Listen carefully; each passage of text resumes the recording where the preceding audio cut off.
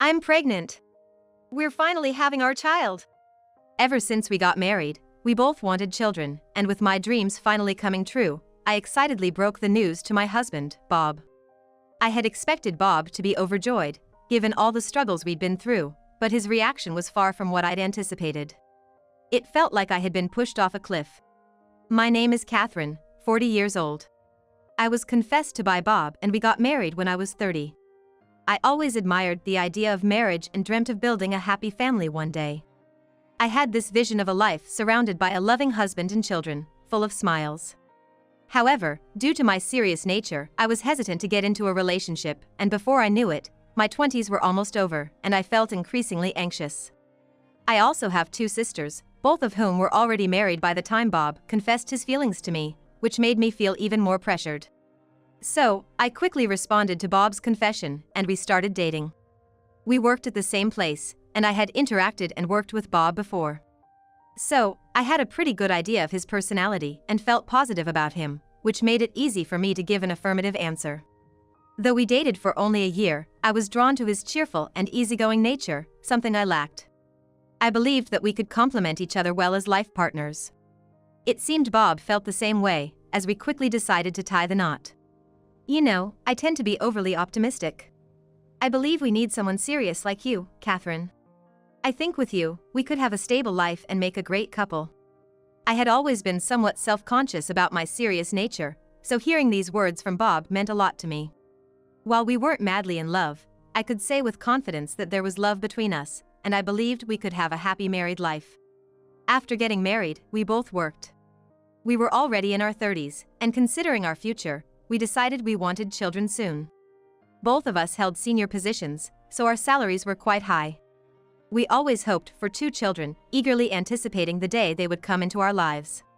So, until that happened, we decided to work hard, ensuring we could provide for our future family. But even after 2 years of marriage, I wasn't pregnant. In the first year, we laughed off the disappointment, reminding ourselves that having a child is a blessing that cannot be forced. We've only been married for a year. Let's not rush things, Bob would joke, lifting my spirits whenever I felt down. So, at that time, I believed it would happen soon, and I looked forward to it without anxiety. However, by the second year, the reality that I still wasn't pregnant began to weigh on us.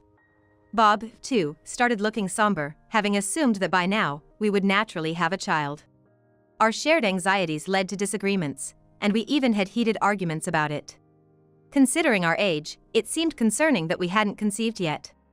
Bob suggested we get checked out at a hospital. Once we cooled off from our argument, I agreed, thinking it was a constructive approach.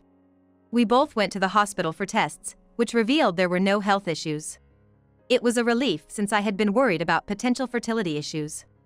The doctor suggested it was just a matter of timing, so we continued our efforts, following any advice and directions provided. Despite our efforts, the tensions increased and our arguments became more frequent. Our interaction at home became minimal. Our life was a far cry from the happy, smile-filled home I had envisioned when we first got married, but I refused to give up. I believed that once we had a child, the life I had imagined would become a reality. And finally, 10 years into our marriage, I discovered I was pregnant. Both my sisters already had children, and while I had been envious of them for so long, now I too was expecting. The moment I heard the test results, overwhelmed with joy and the realization of a long-held dream, I broke down in tears. For the longest time, not being able to conceive had been a source of sadness, but now I felt an overwhelming sense of happiness. While initially we had wanted 2 children, at this point, I was content with even 1. As long as the baby was born healthy, that's all that mattered. I lovingly caressed my belly, wishing for a healthy child. After leaving the hospital, filled with happiness, I couldn't help but grin as I immediately called Bob to share the news. However, it seemed he was at work, as he quickly and rather curtly ended the call. Certainly, I felt guilty for calling during work hours and realized I was too excited. So, I decided to tell my husband about the pregnancy once he got home and settled down. I went for a checkup today and found out I'm pregnant. We're finally gonna have a baby. I intended to report it calmly, but my happiness overflowed, and I told him excitedly. Having wanted a child for 10 years and finally being pregnant, I thought he would be thrilled. However, his reaction wasn't what I expected. Really? Now? At our age? He seemed irritated, adding, "Do you even realize how old you are? You're 40, right? There are risks with having a child at this age." The doctor had mentioned this, but I was assured that with proper precautions, everything would be fine. Indeed, having my first child at an older age is challenging, but I was prepared for it. I had made up my mind to have this baby. Upon sharing my feelings, my husband only seemed more upset, saying, "Raising a kid at 40? And we don't even know if the baby will be born without any health issues. It might have disabilities." My husband said that with advanced maternal age, only children with issues are born, and he definitely didn't want to deal with caregiving. He argued that he wants care in his old age, but doesn't want to be burdened with taking care of a child with special needs. It felt like he saw our child as just a convenient tool. It's your child too, you know? How can you say such things? After all we've been through, we're finally blessed. Aren't you happy? Upset, I responded that I would cherish our child, regardless of any potential disabilities. In his anger, he blamed me for the delayed pregnancy and even suggested we divorce. That's it. Let's get a divorce. At first, I didn't quite understand what my husband said and instinctively asked him to repeat it. Why would I receive such a comment upon sharing the joyful news of my pregnancy? What do you mean? Then, he began to say that he was fed up with life with me, now a 40-year-old woman. He felt the pregnancy was late, I always seemed down, and while he thought my seriousness made me suitable for marriage, he now realized he was wrong. I felt hurt by my husband's harsh words, but some of his comments oddly made sense to me. Initially, I was drawn to his cheerful and easygoing nature, but over the last 10 years, I had begun to notice issues with his character. Still, I had planned to continue life with him and pretended not to notice these flaws, but now I realized it was impossible. He tends to take things too lightly, and instead of being cheerful, he's rather frivolous. We had quarreled over things other than the child, and our marital relationship had cooled. Over the past decade, I felt that we somehow had mismatched values, and this incident solidified my realization. I wanted a child, so I endured our differences, but now I think it's enough. I'd rather not have a father who doesn't cherish his child. So, I agreed when he said he would definitely get a divorce. And a week after the pregnancy was confirmed, our divorce was finalized. During this time, my husband demanded alimony, saying I had wasted 10 years of his life, but legally, there wasn't a reason to pay him. In fact, I responded that if anything, I should receive alimony. He seemed to give up on that idea. However, next, he refused to pay child support. At first, thinking of the child, I wanted him to contribute, but he was so stubborn about it, I got fed up. I wanted to separate from him as soon as possible. I decided to forego child support on the condition that he would never see the child. As for our assets, we both worked and split the monthly expenses equally, and since we rented our home, there was no property division. So, I could take all of my savings. He had spent a considerable amount on his hobbies, so had there been property division, I would have likely lost out. I had never told him how much I saved, so he quickly agreed to no property division. I had been prudent with my savings, and I felt secure knowing they would last about 5 years even if I couldn't work. After the divorce and packing my things, I immediately returned to my parents' home in Nebraska. Both parents were there, both in their 80s but still in good health. My parents warmly welcomed me back and were very happy about my pregnancy. Perhaps I had been hurt by my ex-husband not being pleased about the pregnancy. Seeing my parents happily welcome the news, I finally felt relieved. And I was determined to raise this child safely. My child was born without complications, even though I had been concerned about giving birth at an older age. A healthy boy without any disabilities, and my siblings, who already had families of their own, cared for him as well. With my parents' support, raising the child went smoothly. I named my son John. Moving back to my parents, away from my previous job, I had quit, and with my severance and parents' support, I could focus on raising John until he was about a year old. Later, I found a new job. Although I spent less time at home, I dedicated all my free time to John. I was busy and often tired, but John's smiles always rejuvenated me. He was a bit introverted and quiet, but he loved when I read storybooks to him. He seemed to enjoy studying even at a young age, and when I gave him a workbook at age 5, he started learning letters with enthusiasm, looking forward to starting elementary school. He seemed to inherit my seriousness, and I worried he might not make friends if he focused too much on studies. But he joyfully went to school and played with friends after classes. John wasn't very athletic initially, but in middle school, he developed a dream for his future and changed significantly. He worked hard to overcome his weaknesses and became even more passionate about his studies. I was concerned about his intense focus, but over time, he improved physically and even joined a sports team in high school, eventually winning awards in competitions. Seeing him, once so unathletic, shine in competitions made me so proud. In college, he excelled in both academics and sports and became more sociable, enjoying time with his friends. He seemed to be a well-rounded individual, both personally and capability-wise, so much so that I felt there was little for me to worry about. Still, I always keep an eye out, ready to support and protect John if needed, but for now, it doesn't seem necessary. Finally, my son got the job he always wanted and moved out, but we keep in touch regularly. Sometimes he visits with gifts and helps around the house, and he's always considerate of me. He's truly a wonderful son. Even though I wasn't the best father, he's grown up to be such a remarkable young man, and I couldn't be prouder. After 25 years since the divorce, I've turned 65 and retired. I worked hard so that I wouldn't be a burden on my son in my later years. Even though I've retired, I'm still energetic and plan to keep working. When I told my son this, he wanted to properly celebrate my retirement and upcoming birthday, suggesting we go out for a meal. But I know he's busy, only in his second year at work. I told him just the thought was enough, but he insisted. He said, "I owe you a lot, Mom. I've gotten used to work and I've got more time now. Don't worry about me." Since high school, he has always expressed gratitude and thanked me for everything. Every time, I've been overwhelmed by how wonderfully he's grown. It seems starting work has given him a renewed sense of gratitude. "You struggled as a single mom, but you always supported me in everything I wanted to try. Thanks to you, I'm living my dream now." To me, it's just what any parent would do. But my son feels he had a very comfortable childhood and wants to express his gratitude. I couldn't refuse after hearing all that. Overcome with emotion, I agreed. And we planned to dine at a restaurant he'd booked and then shop for my birthday present. I looked forward to that day. On the day, I dressed up a bit and went out with my son. We walked to the restaurant, chatting happily, and I felt proud looking at my grown-up son. Raising him on my own was a decision I made.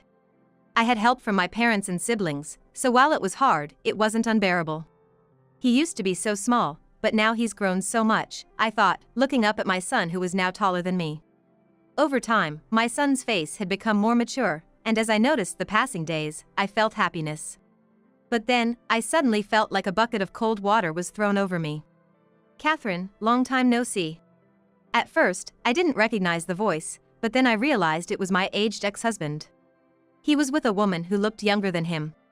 From a distance, my ex-husband called out and deliberately approached us. "What do you want?" I didn't want to talk to my ex-husband on this fine day, so I responded coldly. After our divorce, we hadn't communicated at all, so I wondered what he wanted now as I looked at him skeptically. My ex-husband came closer, took a long look at me and my son, and then laughed mockingly. "You still have that sour look on your face," he said. "Is that the kid we had when we divorced? Still taking care of him, huh? Good for you." He assumed our son had some disability and began bragging about his own life without even being asked. He told me he had remarried soon after our divorce and now had a daughter in college. He bragged about how well his daughter was doing in a prestigious university. Convinced that our son was not doing well, he started boasting about his new wife too. His new wife was 10 years younger than him, they quickly had a child, and he was now earning more than before. "Our marriage was a complete waste of time," he boasted. It seemed he'd approached me just to mock me. Though I was infuriated, I wanted to leave, saying I had plans. But he wasn't done yet. Ignoring my evident annoyance, he began to mock my son. "Is he disabled and a lot of trouble? Can he even get a job? Looks like you'll have no one to help you in your old age. Tough break." I can handle insults about me, but not about my son. I raised my hand to hit him, but my son stopped me. "Mom, it's not worth our time dealing with him. Let's go." My son, staying calm, held me back and disregarded my ex-husband, showing concern for me. There was a time when my son was curious about his father. I had promised to tell him about our divorce once he was an adult, and I had. It seemed he had decided to consider himself as not knowing his father. What's with that attitude towards your dad? My mother raised me. I don't have a father. My son retorted. Perhaps angered by this, my ex-husband, who hadn't even paid child support, tried to lecture my son. My son looked at him coldly and shot back. Are you unemployed? You really are a fool, just like you look. But my ex-husband just laughed mockingly. I work as a diplomat. My son said calmly. When my son mentioned the university he'd attended, my ex-husband looked shocked. It was a university known to be very challenging, and even those unfamiliar with it would recognize its prestige. Being a diplomat requires significant education and, moreover, a good character. It's a challenging profession to get into, even if you aspire to it. That's why he aimed for prestigious universities, which would provide a better chance of becoming a diplomat. My ex-husband clearly hadn't expected this, and his face twisted in disbelief. Seeing my calm son and my stunned ex-husband, I finally felt at peace. I was reassured that divorcing him had been the right decision. If I had stayed with him for the sake of our son, I was sure it would have negatively impacted our son's upbringing. I noticed the woman with my ex-husband seemed very surprised. Not so much by my son's achievements, but more by his appearance. When my ex-husband began hurling abuses again, she quickly stopped him. Hey, what's up? You shouldn't talk to this person like that. Let's get going. Reprimanding her ex-husband, who didn't seem to understand, the woman dragged him away. I wondered if she knew the son from her demeanor. When I asked my son, he claimed he didn't know her. Not understanding, I decided to let go of the matter concerning my ex-husband and enjoy the moment. Afterwards, I celebrated with my son and thoroughly enjoyed the day. I thought I wouldn't have any dealings with my ex-husband anymore, but a week later, he called. I hadn't changed my phone number when I switched to a smartphone.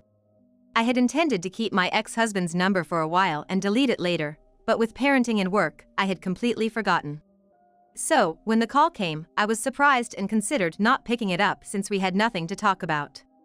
But, out of curiosity, wondering why he'd call now after all this time, I decided to answer.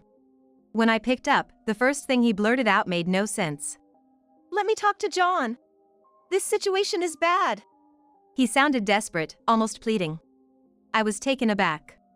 Just a week ago, he had insulted John, and now this? What's this all about now? I assumed he had selfish intentions, but I wanted to know why. Turns out, after he had spoken ill of us a week ago, things started going south for him both at work and in his married life. Apparently, his new wife has 2 brothers. One of them is a diplomat, akin to a department head in a company. This brother had taken a liking to a newcomer at work, and that turned out to be John. Soon after joining, John had resolved a dispute between a foreigner and an American, and apparently did a great job.